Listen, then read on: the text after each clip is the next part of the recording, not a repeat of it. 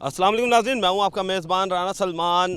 महंगी बिजली से सताई हुई आवाम जा रही है सोलर की तरफ बनाम सरकार। नाज़रीन, आज हम बात करेंगे सोलर के हवाले से कि सोलर लगवाना जो है वो कितना कारआमद है और दौर हाज़िर के अंदर जदीद सिस्टम जो है वो मुतारिफ़ कराए गए हैं सोलर कंपनियों की जानिब से, मगर हुकूमत इसमें कितना साथ दे रही है जानेंगे आज के प्रोग्राम में। रहिए हमारे साथ। जी तो नाज़रीन, हम इस वक्त आ चुके हैं एक सोलर एक्सपर्ट के पास। ख्वाजा अज़ीज़ साहब हमारे साथ मौजूद हैं, जिनके पास एक वसी तजर्बा है सोलर के हवाले से, और लोगों के घरों में भी ये सोलर लगवाते हैं और इसके साथ साथ इन्होंने अपने घर में भी इस जो है वो बड़ा एक अच्छा किस्म का सोलर सिस्टम जो है वो इंस्टॉल किया हुआ है। तो उनसे बात करेंगे कि जानेंगे कि क्या कहेंगे कि सोलर जो है वो लगवाना क्यों ज़रूरी है, और दौर हाज़िर के अंदर जिस तरीके से बिजली महंगी होती जा रही है उस बिजली के पेश नज़र जो है वो आवाम सोलर की तरफ जो कन्वर्ट हो रही है उसमें क्या मसाइल का सामना है।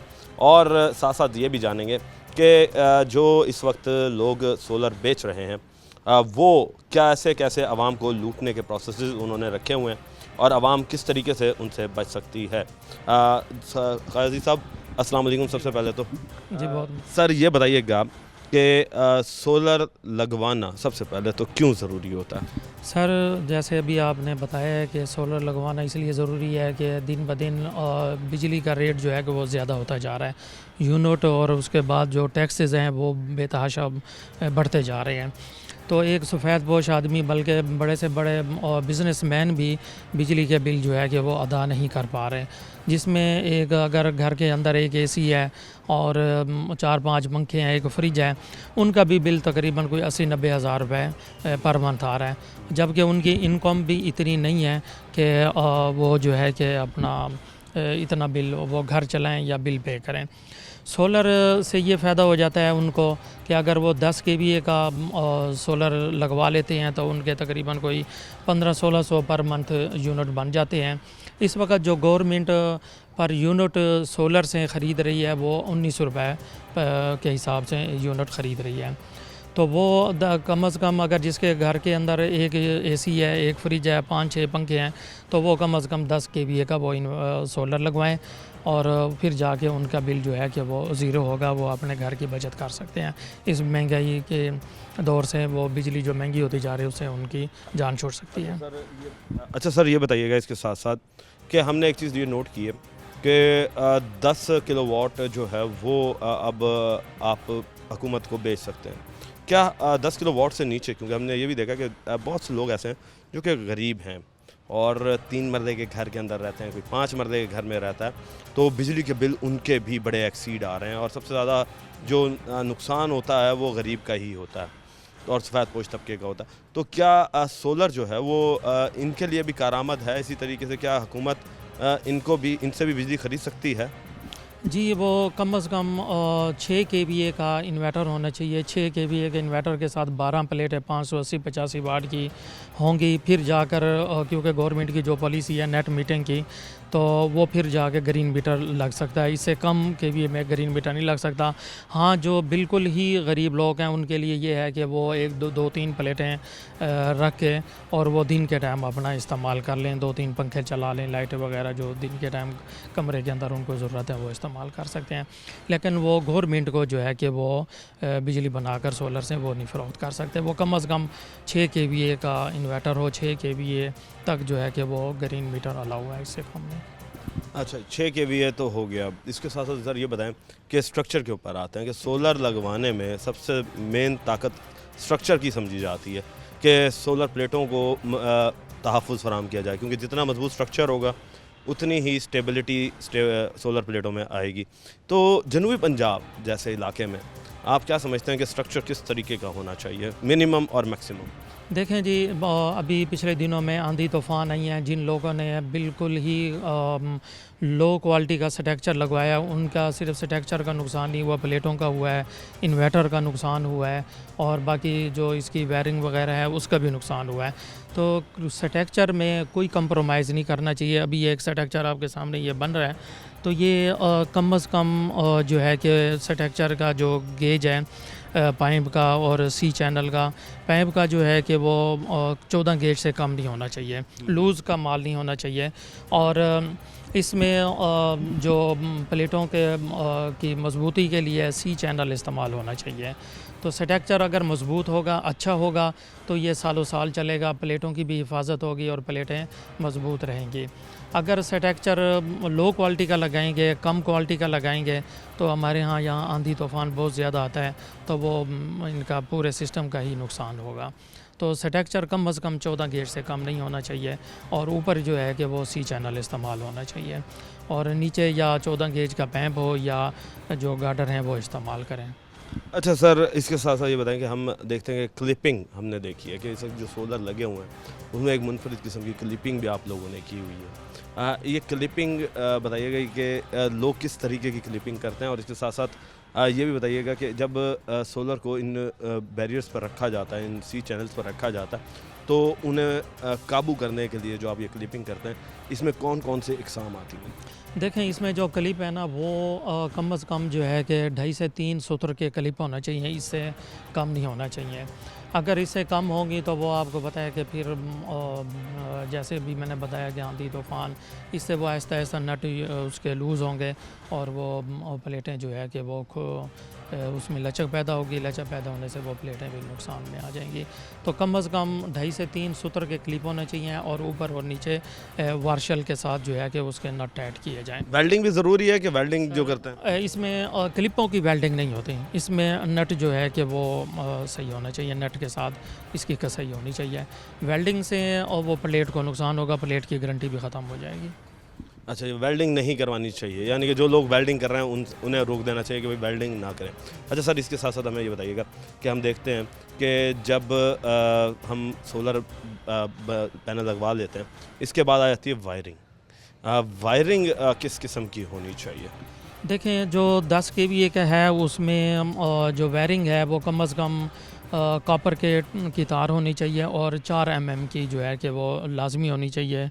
और जो है कि जो 10 से ऊपर हैं, 15-20 kVA या ऊपर जा रहे हैं, तो वो 25 kVA तक कम अज़ कम 6 mm की कॉपर की तार होनी चाहिए। और इसके साथ जो है कि वो जो 3 बोर हैं, हम 3 बोर करवाते हैं। लाइटिंग अरेस्टर के लिए अलहदा बोर होना चाहिए, अर्थिंग बोरिंग, और AC/DC ये दोनों बोर जो है कि वो अलहदा होना चाहिए। कम अज़ कम 3 बोर जो है कि वो होने चाहिए, ताकि प्लेटों की भी हिफाजत हो सके और इन्वर्टर की भी हिफाजत हो सके। मुल्तान में समझते हैं लाइटिंग अरेस्टर की ज़रूरत होती है? जी बिल्कुल, लाइटिंग अरेस्टर की ज़रूरत है, क्योंकि लाइटिंग अरेस्टर का ये फ़ायदा होता है कि जो आसमानी बिजली है वो उसको कवर करता है, और प्लेटें जलने से जो है कि वो बच जाती हैं। तो कोई ऐसे वाक़यात आपने देखे जनूबी पंजाब के अंदर के जहाँ पर बिजली गिरने से सोलर पैनल को नुकसान हुआ हो? जी बिल्कुल, ऐसे कई वाक़यात हुए हैं कि जो पिछले दिनों में जैसे ही वो बादल गरजा है, बिजली गिरी है, तो उनके वो लाइटिंग अरेस्टर नहीं थे, बोरिंग नहीं थी, तो वो प्लेटें जो है कि वो उनकी जली हैं और वो नुकसान हुआ है उनका। अच्छा, ये लाइटिंग अरेस्टर जो है वो ज़रूरत तो आपने बता दी, क्या सोलर प्लेटें भी खुद लाइट को अपनी तरफ अट्रैक्ट करती हैं, बिजली को, ये जो आसमानी बिजली होती है? जी देखें कि क्योंकि ये सूरज से रोशनी से ही प्लेटें काम करती हैं, रोशनी से ही जो है कि वो बिजली बना रही होती हैं, तो इसके लिए जो है कि वो लाइटिंग अरेस्टर जो है कि वो ज़रूरी है, क्योंकि वो वहाँ से जो रोशनी खींच रहे होते हैं, तो ये जो बिजली एकदम से गिरती है, तो ये लाइटिंग अरेस्टर जो होता है वो इसको कवर करता है। जी शुक्रिया।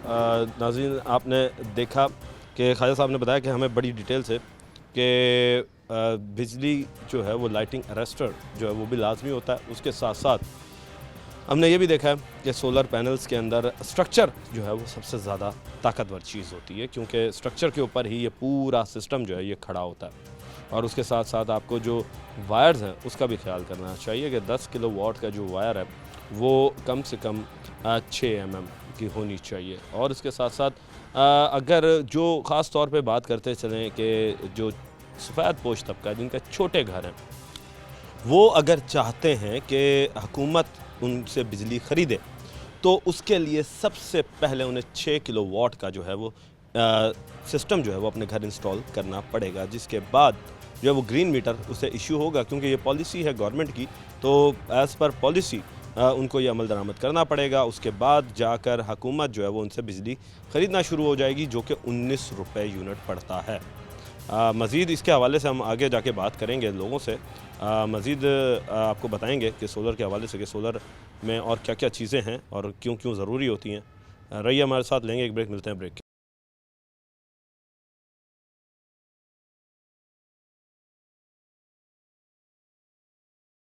वेलकम बैक नाज़रीन, हमने आपको दिखाया कि सोलर जो है वो किस तरीके से लगाया जाता है और उसके बाद उसकी ड्यूरेबिलिटी के लिए जो है वो क्या इक़दाम किए जाते हैं। इस वक्त मज़ीद सोलर पर बात करने के लिए हमारे साथ रोही के editor in chief doctor Amjad Bukhari साहब मौजूद हैं। अस्सलाम वालेकुम सर। वालेकुम सलाम। सर क्या हाल चाल है? ठीक है, मैं ठीक हूँ। अच्छा सर, ये बताएं कि हम जदीद दौर के हाजिर के अंदर जो है वो सोलर क्यों ज़रूरी है?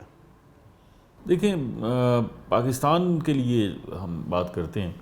पाकिस्तान ऐसा मुल्क है जो तवानाई के बहरान का शिकार है। 4 दहाइयाँ कबल जो है हमने देखा था कि हमें एनर्जी का बहरान नज़र आ रहा था, तो उस वक्त ये प्लान हुआ था और एक अल्टरनेटिव एनर्जी बोर्ड भी बनाया गया था कि तवानाई हासिल करने के लिए मुतबादिल ज़राए क्या हो सकते हैं। तो बिजली जब तक हम तरबेला और मंगला से बना के पूरी करते रहे तो हमें सस्ती मिली। उसके बाद हमने डैम नहीं बनाया तो लामहला हमने थर्मल पर जो है वो बिजली बनाना शुरू की और उससे जो है अखराजात बहुत ज़्यादा बढ़ गए।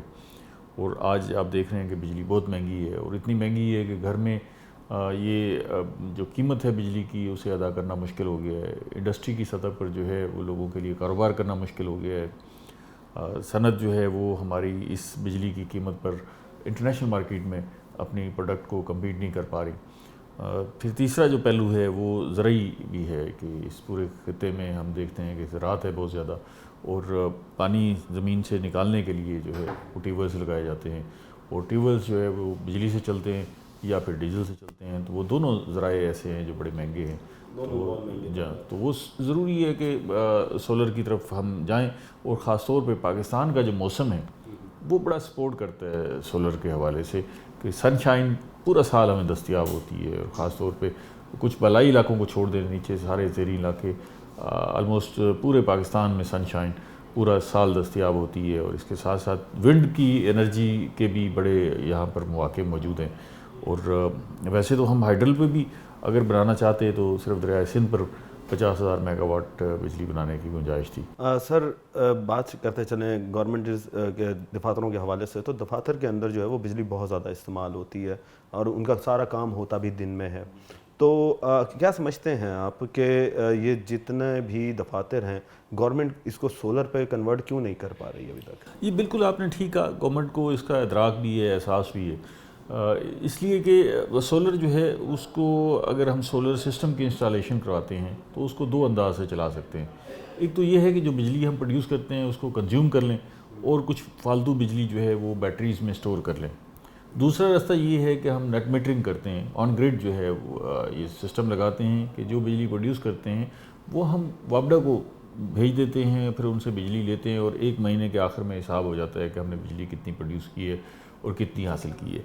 लेकिन ये जो पहली किस्म हम जिक्र कर रहे हैं वो यहाँ हमारे सरकारी इदारों के लिए और ख़ास तौर पे तालीमी इदारों के लिए कि वो दिन में जो है वर्किंग करते हैं उनके लिए बड़ा सूदमंद है कि हमें उस सोलर सिस्टम को लगाना चाहिए और थोड़ी सी कैपेसिटी होनी चाहिए। वो ज़्यादा लंबा चौड़ा सिस्टम भी नहीं है अगर हम तालीमी इदारों में लगाते हैं, क्योंकि आप देखते हैं तालीमी इदारों में एयर कंडीशन तो है नहीं, ये पंखे चलते हैं ज़्यादा से ज़्यादा और कहीं कोई लाइट जलती है। तो इन तालीमी इदारों को तो फौरी तौर पर मुंतकिल करना चाहिए सोलर पर। इस पर पंजाब गवर्नमेंट ने और पाकिस्तान हुकूमत ने भी प्लान किया था और इस पर काम भी हो रहा है और मुंतकिल भी किया जा रहा है। लेकिन ये एक बड़ा हसास सा मामला है, इसलिए कि एक तरफ हम खुद बिजली प्रोड्यूस कर रहे हैं, जो बिजली प्रोड्यूस कर रहे हैं थर्मल के ज़रिए या दीगर IPPs के ज़रिए, वो बिजली अब हमसे सारी वो बिक नहीं रही।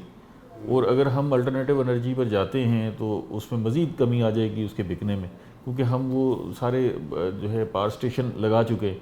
अब 2000 मेगावाट तकरीबन जो है वो सोलर पर मुंतकिल हो चुकी है।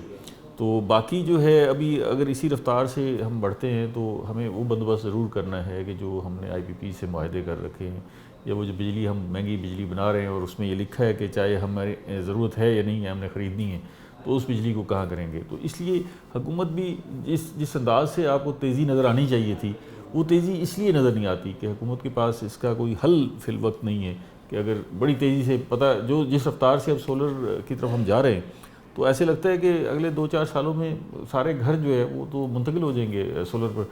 और ख़ास तौर पे हम दही इलाकों में आप जाके देखें तो दही इलाकों में लोगों की ज़रूरत कितनी है, सारा दिन में एक आध पंखा चलता है, तो हर घर में आपको एक सोलर प्लेट नज़र आती है। वो एक सोलर प्लेट के ज़रिए अपना सारा दिन चलाते हैं और उसके साथ छोटी सी बैटरी एक अटैच कर लेते हैं, जिससे रात का भी गुजारा हो जाता है।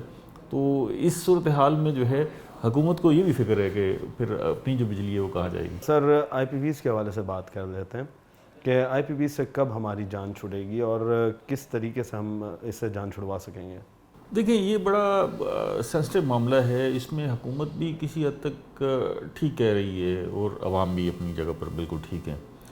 आपको शायद वो अरसा याद होगा कि जब इस मुल्क में 18-18 घंटे बिजली की लोड शेडिंग होती थी, तो उस वक्त मुझे ये अच्छी तरह याद है कि हमारे सनअतकार और ताजर ये कहते थे कि भाई चाहे हमें 50 रुपये, 60 रुपये, 70 रुपये यूनिट बिजली दें, लेकिन बिजली दें हमें। तो उस वक्त पाकिस्तान के अंदर इन्वेस्टमेंट करने के लिए कोई तैयार नहीं था। हुकूमत के लिए बड़ा इशू था कि बिजली नहीं है और कारोबार सारा ठप हो रहा था।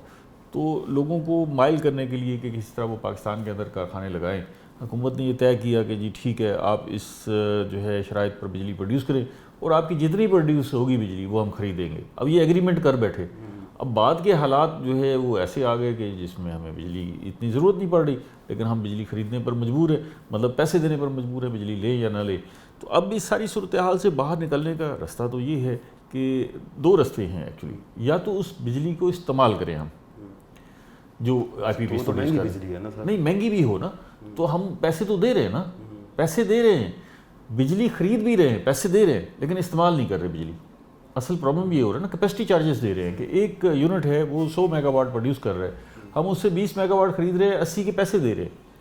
अब इसका हल एक तो ये है कि इन यूनिट्स के साथ जो है इंडस्ट्रियल जोन बना दिए जाए, कि वहाँ पर इंडस्ट्री लगा दी जाए और उन इंडस्ट्रीज से ये तय कर लिया जाए कि ये इस कीमत पर अगर आप बिजली ख़रीदना चाहते हैं तो इस पावर स्टेशन के साथ आप इंडस्ट्री लगा दें, उन्हें इंसेंटिव दे दें, ताकि हम बिजली इस्तेमाल तो करें ना जिसके पैसे दे रहे हैं। नंबर एक।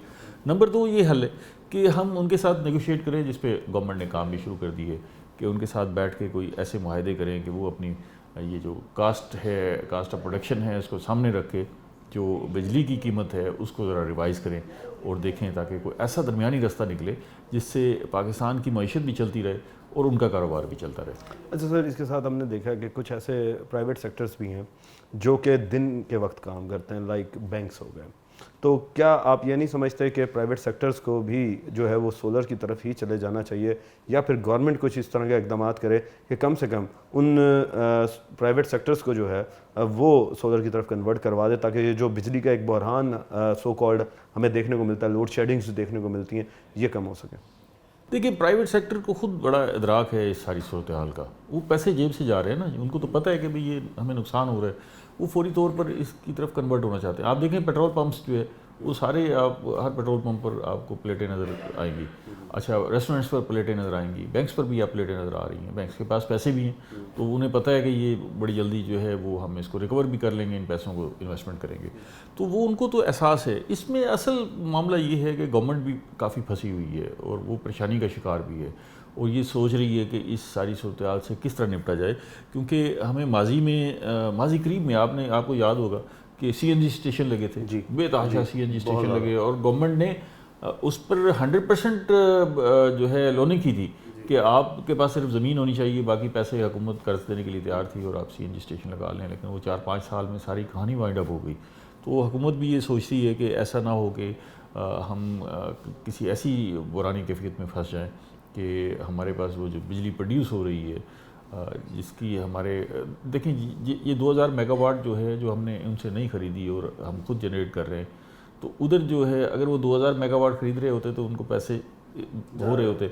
अब वो पैसे उधर क्योंकि नहीं गए, वो पैसे एक्सचेकर से गए हैं, गवर्नमेंट ने कौमी ख़जाने से दिए हैं, तो वो बोझ जो है उन्होंने मुंतकिल कर दी है उन लोगों पर जो कीमत दे रहे हैं, जो बिजली ख़रीद रहे हैं।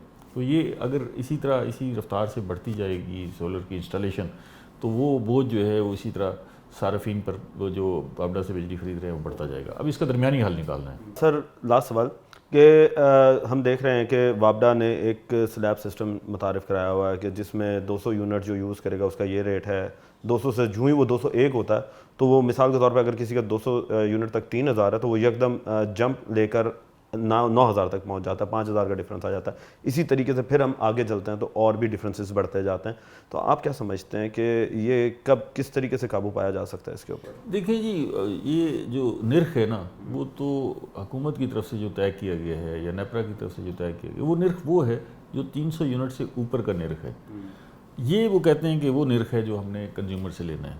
अब जो नीचे वाले सार्फिन हैं उनको वो प्रोटेक्टेड सार्फिन कहते हैं। ख़ासतौर पे आप 200 यूनिट से ऊपर की बात कर रहे हैं, इससे नीचे भी स्लैब है, 100 यूनिट का भी स्लैब है, 50 यूनिट का भी स्लैब है, तो उनको वो प्रोटेक्टेड सार्फिन कहते हैं कि उनके पास क़ुव्वत जो ख़रीद है वो कम है, उनकी इस्तात कम है, तो उनको हम सब्सिडाइज निर्खों पर बिजली दे रहे हैं, हम उनको सस्ती बिजली दे रहे हैं। इसलिए हुकूमत की कोशिश ये है कि भाई ये या तो इतना ही स्लैब में रहें जितनी हम इनको ये सपोर्ट कर रहे हैं। मतलब एक आदमी जो है वो 60 रुपये यूनिट ख़रीद रहा है और एक आदमी 13 रुपये यूनिट ख़रीद रहा है, तो इसमें बड़ा फ़र्क है ना जी, बहुत ज़्यादा फ़र्क है। तो वो इन प्रोटेक्टेड सार्फिन के लिए है। एक्चुअली स्लैब वो है जो 300 यूनिट से ऊपर है, जो वो कीमत बनती है। अच्छा सर, कोई हमें मिसाल मिलती है कि कोई दूसरे ममालिक में भी कोई ऐसा स्लैब सिस्टम चल रहा हो?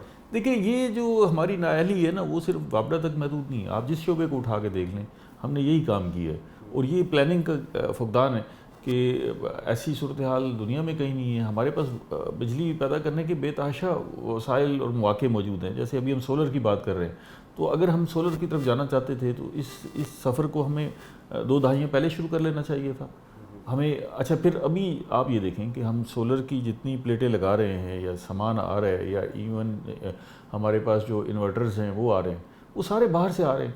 अगर हम सोलर की तरफ जाना चाह रहे थे तो हमें सोलर प्लेट्स तैयार करने वाली फैक्ट्रियाँ लगानी चाहिए थी यहाँ पर, हमें इन्वर्टर मकामी तो सतह पर तैयार करने की फैक्ट्रियाँ लगानी चाहिए थी। तो ये हमारी वो प्लानिंग का फुकदान है जो हमें नज़र आता है। और यही सूरत हाल जो है वो पावर जनरेशन में भी है, और जिसका जिक्र आप कर रहे हैं कि बाकी दुनिया में भी ऐसा होता है, बाकी दुनिया में ऐसा नहीं होता है, इसलिए कि वो प्लानिंग के साथ चलते हैं, उन्हें पता है कि क्या ज़रूरत है। जिस तरह हमारे पास या सैलाब होता है या फिर पानी की कमी होती है, इसी तरह हमारे पास या लोड शेडिंग होती है या फिर बिजली की जाती होती है, या हम बेतहाशा लोड शेडिंग भुगत रहे थे या बिजली फालतू है और हम यानी प्लानिंग का फुकदान है हमारे पास। Thank you sir.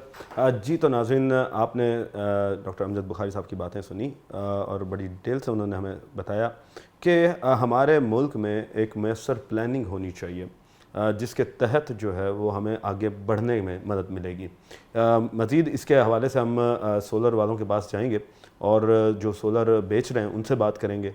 लेंगे एक ब्रेक, मिलते हैं ब्रेक के बाद।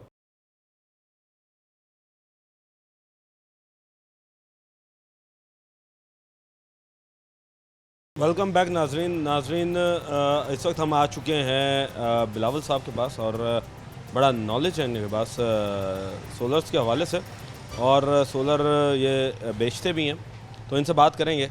अस्सलाम वालेकुम सर। जी वालेकुम अस्सलाम। क्या हाल चाल है बिलावल? शुक्र अल्हम्दुलिल्लाह। अच्छा बिलावल साहब, ज़रा ये बताइएगा कि सोलर जो प्लेट्स हैं इसमें कितनी किस्म आ चुकी हैं और लोगों को 2 नंबरी से बचाने के लिए किस तरीके से सोलर प्लेट्स को देखना चाहिए? अच्छा, इसमें अगर आप किस्मों की बात करें तो अभी तक इसमें 2 टाइप्स हैं सोलर की। एक पी टाइप पैनल्स हैं, एक एन टाइप पैनल्स हैं। अब उसके अंदर आगे डिफरेंट कंपनीज़ हैं, कोई तकरीबन 15-20 कंपनीज़ हैं। अच्छा, एक चीज़ ये हो गई। दूसरा आपका सवाल है 2 नंबर। तो 2 नंबर ये है कि इसमें बी ग्रेड जो माल आता है उसके अंदर ये होता है कि वो कंपनी से प्रोडक्शन तो उसकी कंपनी से होती है, लेकिन उसके अंदर थोड़ा बहुत ऐसा कोई फॉल्ट रह जाए तो वो कंपनी उसको बी ग्रेड में कर देती है और उसका रेट कम हो जाता है। इसके लिए बेहतर यही है कि आप जिस भी शॉप से लें वहाँ से ऑथेंटिकेशन हो, प्लस आप वहाँ से वेरिफिकेशन करके लें। और वेरिफिकेशन का तरीका है कि सिंपल आप मोबाइल के अंदर स्कैनर डाउनलोड करें, हर कंपनी के अपने स्कैनर्स हैं, उससे आप वेरिफिकेशन करके तो फिर परचेज़ करें। तो सर ये जो स्कैनर्स के जो स्टिकर्स लगे होते हैं, ये क्या 2 नंबर नहीं बन सकते? क्योंकि हमने देखे हैं कि आप किसी भी गत्ते की, डब्बे की, किसी भी चीज़ की कॉपी कर सकते हैं। जी, उसके अंदर ये है कि जो सोलर प्लेट का ग्लास होता है ना, उसके फ्रंट के अंदर जो सीरियल नंबर लिखा होता है, अगर उसी सीरियल नंबर का स्टिकर पीछे लगा हुआ है तो इसका मतलब है कि वो एक नंबर है और उसमें कॉपी नहीं है। अगर पीछे सीरियल नंबर, जैसे आप अगर कैमरा मैन आपको दिखाना चाहें, ये सीरियल नंबर और जो फ्रंट ग्लास के अंदर सीरियल नंबर है, अगर वो सेम नहीं है तो इसका मतलब है कि प्लेट बी ग्रेड की है। बी ग्रेड की है। अच्छा, इसके बाद ये बताइएगा कि सोलर के अंदर हम देखते हैं कि फ्रंट और बैक दोनों सोलर पर आ चुके हैं, जबकि पहले ये होता था कि बैक जो थी वो वाइट होती थी और फ्रंट सोलर होता था। और कलरिंग में भी आप फ़र्क देख रहे हैं कि आपके पास ये जिस तरह ये डार्क कलर में है, ये उससे कम डार्क है, ये उससे कम डार्क है। तो ये क्या सिस्टम है सोलर प्लेटों का? अच्छा, इसके अंदर अगर कलर की बात करें तो कलर से ऐसा कोई फ़र्क नहीं पड़ता। हर कंपनी का ये है कि किसी में कोई ब्लू टोन थोड़ी तेज़ है, किसी में कम है, लेकिन जो आपका है फ्रंट ग्लास और डुअल गिलास, उसका फ़र्क ये है कि पहले टेक्नोलॉजी आती थी उसके अंदर गिलास के पीछे सिलिकॉन पेपर लगा होता था जिससे एफिशिएंसी आपकी कम होती थी। अब जो डबल गिलास पैनल्स आए हैं उसके अंदर ये है कि आपकी एफिशिएंसी 4 से 5% बढ़ जाती है अगर आप डबल ग्लास पैनल लगाते हैं तो। अच्छा सर, ये बताइएगा कि सोलर के अंदर अगर अब आवाम जाती है तो इस वक्त सोलर की क्या प्राइसेस चल रही हैं, और दूसरा ये बताएं कि क्या समझते हैं कि प्राइसेस हाई होंगी या डिक्रीज़ होंगी? अच्छा, इसके अंदर ये है कि आजकल जो रेट्स चल रहे हैं वो तकरीबन 29, 28, 30 तक पर वाट का रेट चल रहा है, जो तकरीबन आपकी प्लेट 16, 17, 17,500 तक जाती है। 585 वाट, 600 वाट, 590 वाट्स। अच्छा, इसके अंदर ये है जो आप कह लें कि एक्सपेक्टेड है कि इंशाल्लाह ताला मज़ीद इसके रेट्स कम होंगे आने वाले 1-2 महीनों में। जब सर्दियों का सीज़न स्टार्ट होगा उसके अंदर रेट्स कमी के चांसेस हैं। अच्छा, कमी के चांसेस हैं। अच्छा सर, ये साथ साथ बताइएगा कि हमने देखा है कि सोलर की एकदम इतनी हाइप आई कि बाहर मुल्कों में एक्सपोर्ट होना शुरू हुए। यूरोप ने बड़ा इंपोर्ट किया सोलर्स को चाइना से, मगर उसके बाद एकदम ही यूरोप ने सोलर को रोक दिया कि उनकी क्वालिटी जो थी वो बहुत ज़्यादा ख़राब बनना शुरू हो चुकी थी, जिसके बाद सुनने में ये आया कि जी वो सारे सोलर प्लेट्स जो हैं वो डाइवर्ट कर दी गई पाकिस्तान की तरफ, जनूबी एशिया की तरफ। इसमें कितनी सदाकत देख रहे हैं, और क्या चाइना इस चीज़ों के ऊपर नोटिस ले रहा है? नहीं, अच्छा, इसके अंदर ना मसला ये नहीं है क्योंकि डिफरेंट रूमर्स हैं, किसी ने कोई बात सुनी। इसके अंदर हुआ ये कि इंडिया और जो हमने सुना है अमेरिका के ऑर्डर से बहुत ज़्यादा चाइना के पास, उन्होंने प्रोडक्शन की उस हिसाब से उस अरसे में उन्होंने अपनी प्रोडक्शन स्टार्ट कर दी, यूरोपियन कंट्रीज़ ने और इधर इंडिया ने, जिसकी वजह से इनके पास स्टॉक बहुत ज़्यादा आ गया और आगे कंजम्पशन उस तरह नहीं थी। इस वजह से सारा जो स्टॉक है वो पाकिस्तान और बांग्लादेश इन ममालिक में शिफ्ट किया गया, जिसकी वजह से इनके रेट्स कम हुए। अच्छा, तो अब ये बताएं कि इसके बाद हम आ जाते हैं अब इन्वर्टर्स की तरफ। सोलर में इन्वर्टर्स का क्या रोल है? आप समझ लें कि किसी भी चीज़ को कहें कि अगर पूरे सिस्टम का दिल है उसे इन्वर्टर कहेंगे।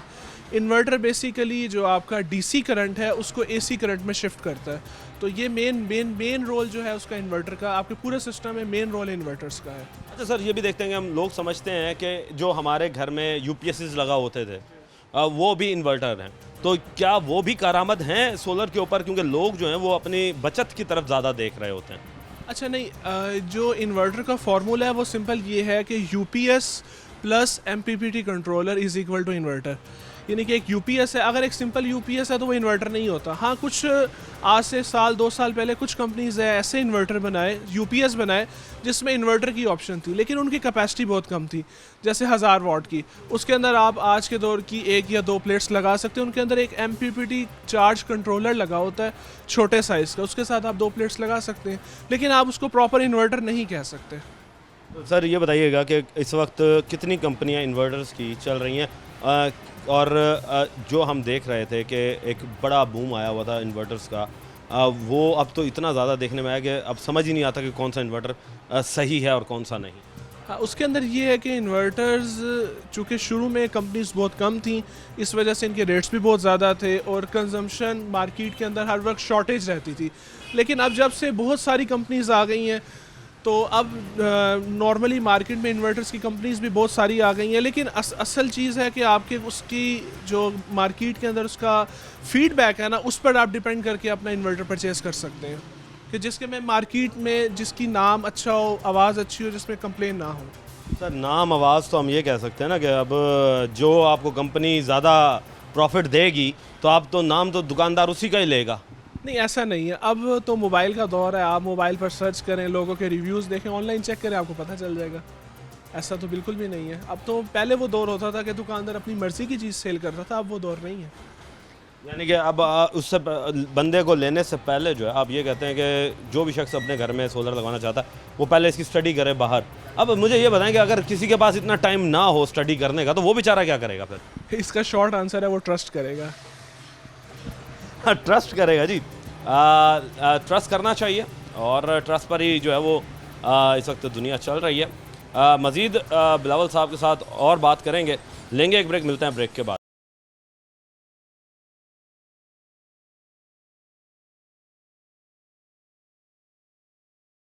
वेलकम बैक नाज़रीन। हमने बात की थी सोलर्स के हवाले से कि सोलर प्लेटें किस तरीके से आप जज कर सकते हैं, उसके साथ साथ इन्वर्टर्स कितने आ चुके हैं।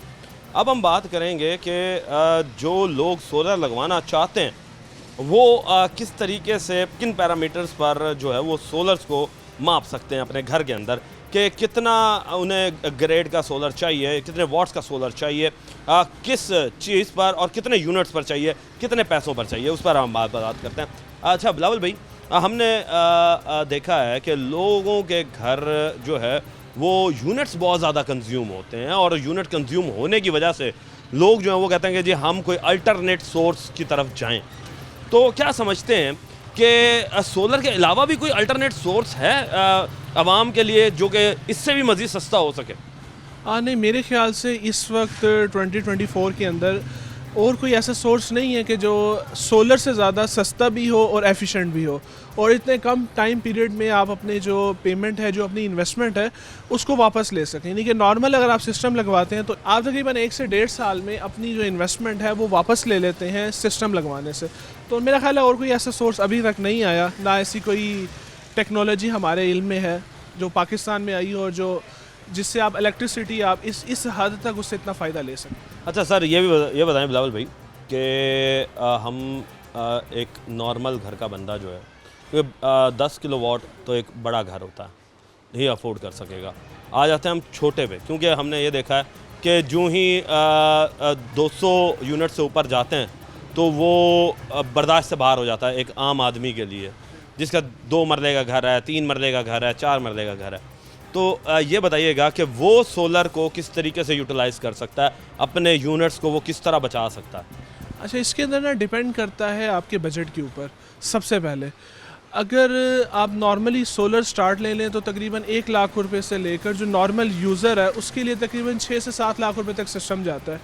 अब आप जितना उसके ऊपर इन्वेस्ट करेंगे उतना आप उससे फीडबैक ले सकते हैं। जैसे 1 लाख से लेकर 7 लाख तक ये कितने किलोवाट्स तक आपको सपोर्ट करता है? तकरीबन 1 लाख के अंदर आप यूँ कर सकते हैं कि नॉर्मल प्लेट्स लगाकर, उसमें किलोवाट्स काउंट नहीं होते, उसमें ये होता है कि आपकी जो घर की लाइटें, पंखे और जो कूलर वगैरह हैं वो आप उसको टोटल सोलर पर शिफ्ट कर सकते हैं और दिन में जब तक धूप है आप उसके ऊपर सिस्टम चला सकते हैं। उसके बाद आप आगे आ जाएँ 2 किलोवाट, 3 किलोवाट, अब डिपेंड करता है आपके घर 1 AC है, 2 AC हैं। अगर नॉर्मली आपके घर 1 AC और आप चाहते हैं कि आपका बिल बिल्कुल ज़ीरो हो जाए विद नेट मीटरिंग, तो उसके लिए तकरीबन आपकी कॉस्ट आती है 5 से 6 लाख रुपए, जो कि आपका तकरीबन नॉर्मल जो यूज़र है जिसके घर 1 AC है 500 से 600 यूनिट कंज्यूम होते हैं और वो आप तकरीबन 1 से 1.5 साल के अंदर अपना पैसे को वापस सोलर से ले लेते हैं।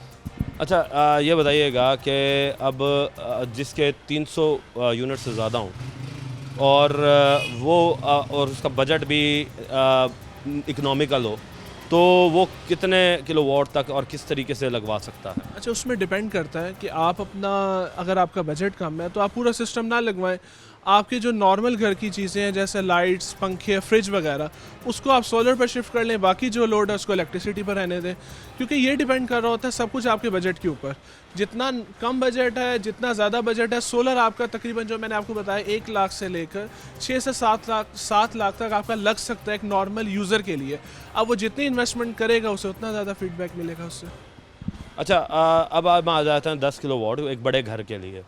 एक बड़े घर का जो 10 किलोवाट की कंजम्पशन है, यानी 1600-1700 यूनिट जो है, जिसके घर चल रहे हों गर्मी में, तो वो किस तरीके से लगा सकता है। और ये हाइब्रिड और ऑफ ग्रिड और ऑन ग्रिड, ये 3 वेरिएंट आए हुए हैं, तो लोगों को पजल हो जाते हैं, ये क्या है, इसके बारे में बताओ। सबसे पहले हम ना ऑन ग्रिड और हाइब्रिड की बात कर लेते हैं। ऑन ग्रिड के सिस्टम के अंदर ये होता है कि आपका 3 फेज़ इन्वर्टर लगता है और जब लाइट जाती है तो आपका सिस्टम ऑफ हो जाता है, चाहे धूप भी हो। वो रिलेटिवली आपके हाइब्रिड सिस्टम से सस्ता लगता है, उसका इन्वर्टर की कॉस्ट भी कम है, उसमें बैटरी का भी झंझट नहीं होता। अगर बाज़ कस्टमर्स ऐसे हैं जिनकी कंजम्पशन है 1000 यूनिट 1200 यूनिट, वो 10 किलोवाट लगवाते हैं, ऑन ग्रिड लगवाते हैं। अगर उसी को वो हाइब्रिड में लगवाएं तो उनकी कॉस्ट बढ़ जाती है। तो ये डिपेंड करता है, ये भी आपके बजट के ऊपर। अगर आपका बजट है तो आप हाइब्रिड की तरफ चले जाएं, वरना ऑन ग्रिड में ये है कि बस एक उसका पे बैक है कि आपकी जब लाइट जाएगी तो आपका सिस्टम बंद हो जाएगा। लाइट जाएगी तो सिस्टम में। अच्छा, अब एक और नई चीज़ आ रही है कि हुकूमत की जानिब से बिजली जो है वो ख़रीदी जाती है, ठीक है, और नेशनल ग्रिड से अब आवाम जो है ना वो आहिस्ता आहिस्ता करके बाहर निकलना शुरू हो भी रही है सोलर्स लगवा कर।